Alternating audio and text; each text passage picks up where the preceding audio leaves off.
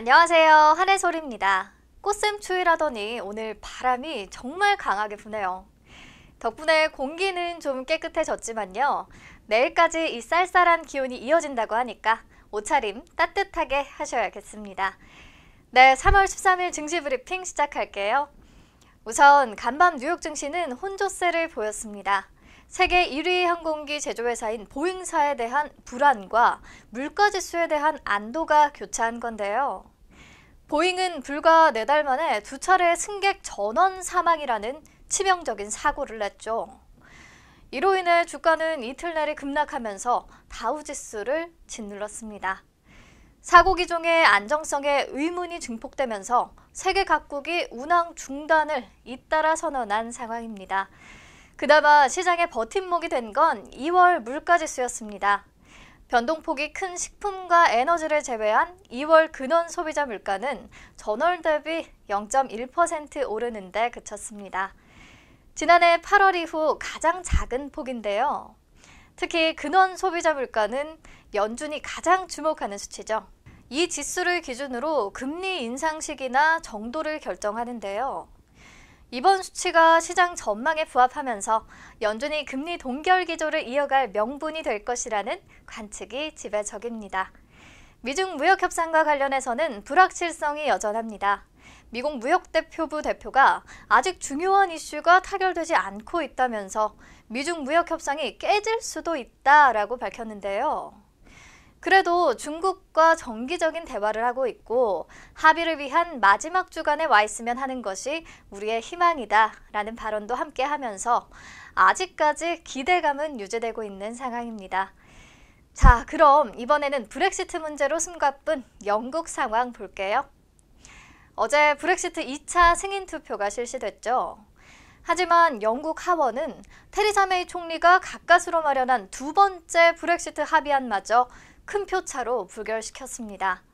이번 합의안에는 논란의 핵심이었던 이른바 백스톱 조항에 대한 수정 내용도 담겨 있었습니다. 백스톱 조항이 무기한 적용되지 않는다는 부분인데요.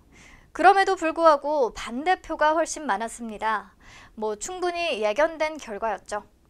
그래서 다행히 시장에 미친 파장은 미미했습니다. 이제 오늘 밤에는 노딜 브렉시트에 대한 의회 표결이 진행되고요. 만약 노딜 브렉시트를 원치 않는 의원이 다수라면 14일 브렉시트 연기에 대한 표결이 다시 이루어집니다. 관련 내용은 계속 더 전해드리도록 하고요. 자, 그럼 오늘 국내 증시 흐름은 어떨까요?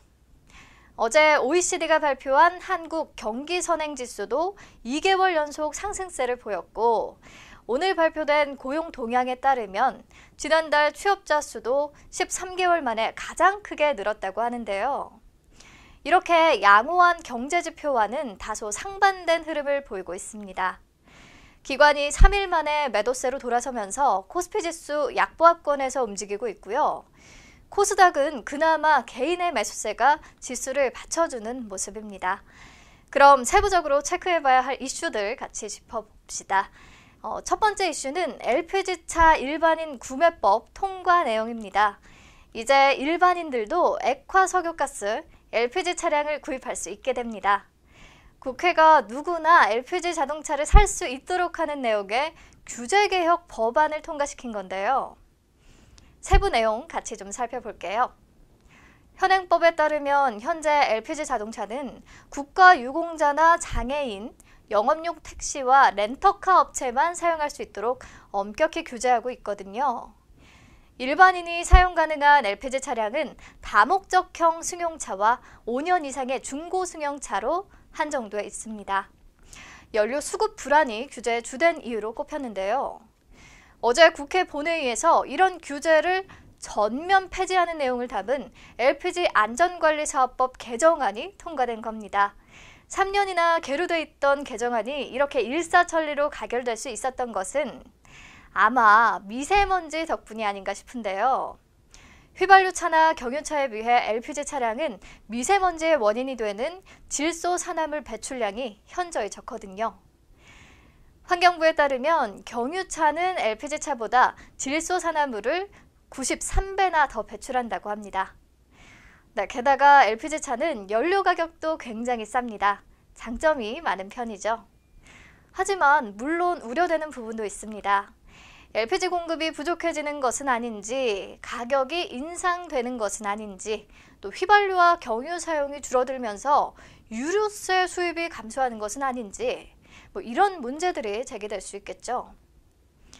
아직까지는 LPG 차량에 대한 수요가 수급 불안정으로 이어질 정도로 폭발적으로 늘어나지는 않을 것이라는 전망이고요.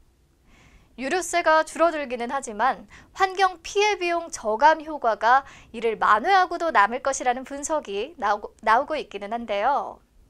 이런 문제점을 충분히 보완할 수 있는 논의는 계속 이루어져야 할 것 같습니다. 네, 좀 길어졌는데요. 그래서 수혜를 보는 종목은 대체 뭐냐 궁금하시죠?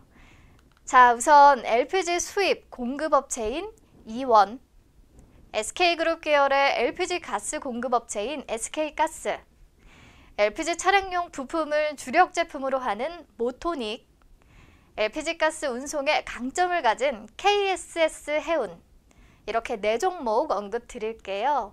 오늘 모두 강세 보이고 있습니다. 두 번째로 같이 볼 이슈는 사물 인터넷 센서 설치 소식입니다. 박원순 서울시장이 스마트시티 서울 추진 계획을 발표했는데요. 5만 개의 센서가 집결한 공공 빅데이터 통합 저장소를 올해 안에 구축하겠다고 밝혔습니다. 총 1조 4천억 원이 투입될 예정이고요.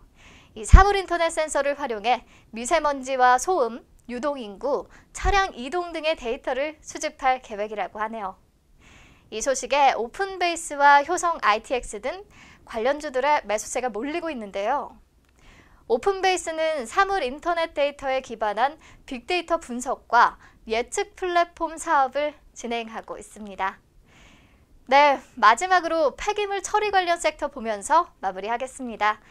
정부가 불법 폐기물의 신속 처리와 발생 예방을 위한 개선 대책을 추진하고 있죠. 환경부의 전수조사 결과 전국에 총 120만 3천 톤의 불법 폐기물이 확인됐다고 합니다. 정말 감이 안 올 정도의 어마어마한 양인데요. 2022년까지 이 모든 불법 폐기물 처리를 완료하겠다는 계획을 밝혔습니다. 우선 발생 원인자 등 책임자가 최우선으로 처리하도록 하고, 재활용 가능한 부분은 우선적으로 재활용하고, 불가피하게 행정 대집행으로 처리해야 하는 경우에는 그 비용을 최대한 경감하는 방향으로 진행한다고 합니다. 그럼 폐기물 처리 관련주에는 어떤 것들이 있을까요? YN텍, 코엔텍, 인선ENT, KC그린홀딩스, 제넨바이오, KG ETS 꼽아볼 수 있겠고요. 오늘 일제히 상승세를 유지하고 있습니다. 네, 오늘 브리핑은 여기서 마무리할게요. 내일 다시 만나요.